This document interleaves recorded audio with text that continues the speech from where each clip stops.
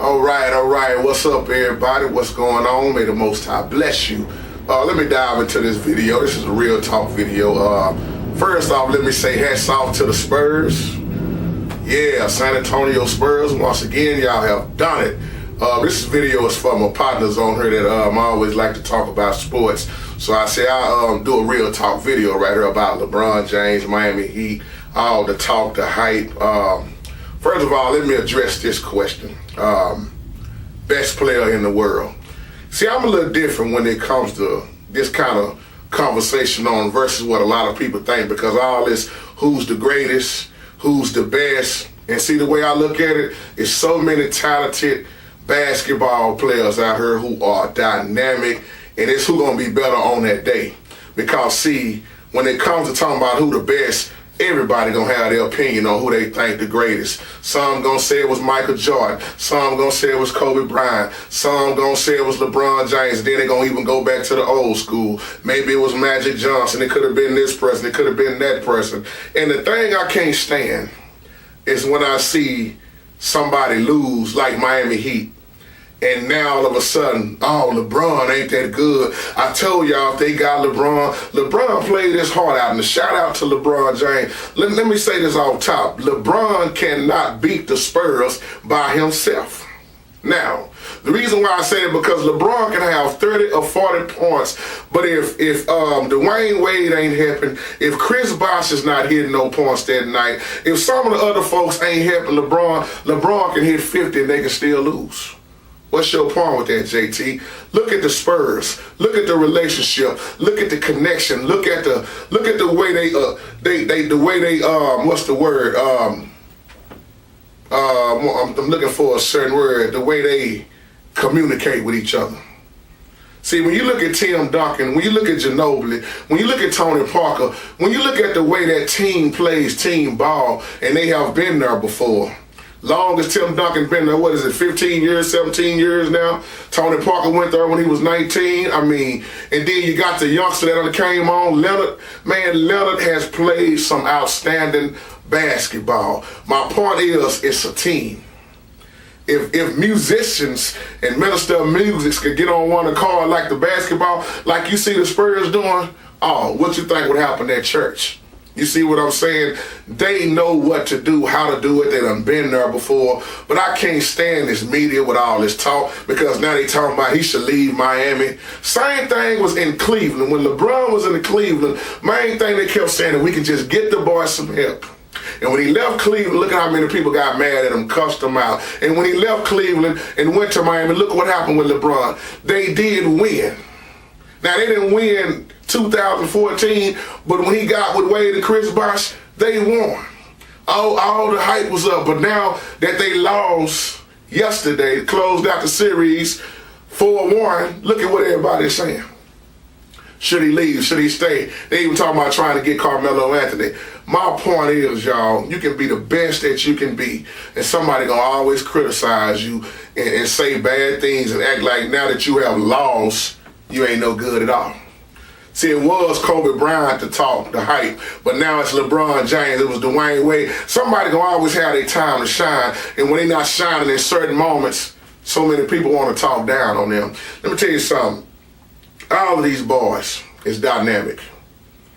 Every last one of them is dynamic to me. That's why I don't get it. It's the same way with music. I don't get in this stuff about who's better than who. I look at everybody bringing something to the table.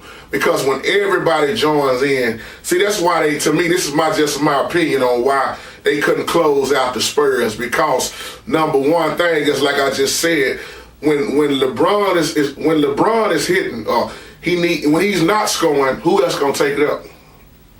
See, all this leadership. See, this is why when LeBron ain't hitting, we need D-Wade to be hitting. When D-Wade ain't hitting, you need Chris Bosh to be doing something. You need the other teammates to come in, and that's why the Spurs are so hard to beat. Because look at Ginobili when he's hitting. Look at Leonard when he's hitting. Look at look at Tim Duncan when he's hitting. You see what I'm saying?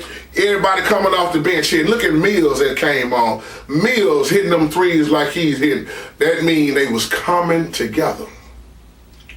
And when you got a team that's coming together like that, once again, They're going to be very hard to stop. Miami is a dynamic team.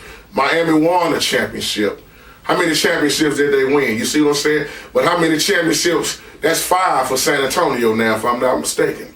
Because they played team ball. But look at what happened to San Antonio last year. You see what I'm saying?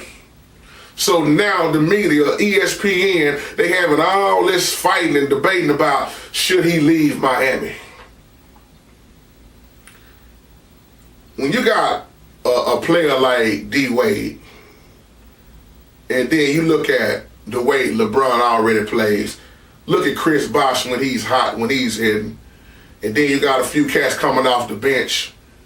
But my point is, when they all hitting together, and you got LeBron going for 30 or 40, and they all hitting together, D. Wade going for 30. And if they going for 30, 40 points in the same game, they're going to be hard to stop. But every game don't go the same. You see what I'm saying? So I want to just do this little real talk and mess with some of the Miami fans. I love Miami. I love the Spurs. I'm in Texas anyway. I would have loved to seen Oklahoma win. And I love that. KD, Kevin Durant, Westbrook, all of them, man. And it's just going to... It's going to be your time one day. The thing is, you don't know when you're going to win that championship, So I just wanted to just do this and say I don't get into these debates about who's the best, because the thing is, you got different generation. If some of them would have played longer, who's to say how many more records they would have broke? You know what I'm saying? It's not just in basketball. When I look at, I was a big Michael Jordan fan when Michael Jordan was playing, but I also was a big Magic Johnson fan. I was an Isaiah Thomas. I love the Detroit. I love the Lakers. I love the old Mavericks team. Even when Rolando Blackman and Derek Harper was there. I'm an old fan of that. But I know that the Mavericks got work to do. The Mavericks, to me, the worst thing they did was got rid of their championship team. A lot of people said Dallas wasn't going to never win another championship. But you saw what happened when they won that year. They was on their A game. It's all about team ball. LeBron can't beat everybody by himself. That's why he had to get out of Cleveland. And when he left Cleveland, he did accomplish. He didn't even care about all the money. He even said, I'll take a pay cut. See, that dude got the heart for the game. And one thing I like about LeBron James, he shows leadership. Regardless whether they win or lose, he'll say it's my fault. I didn't play my best. I'm hard on myself. It wasn't their fault. I'm the leader. I should have had more points. I should have had better rebounds. I take the blame for everything because that's my team. But see, that go to your head a lot of times. It ain't your team. It's everybody's team. And see, LeBron got so much pressure on him because then you had the debate about who team is it? Is it LeBron team or is it D-Wade team? Who gonna be the better leader, Dwayne Wade or LeBron James? And that's why you got that confusion. Real talk. And that stuff will go to your head because you got all the pressure on you and everybody expecting you to deliver and carry the team. But when the team ain't helping you carry, you ain't got no help at all. Peace.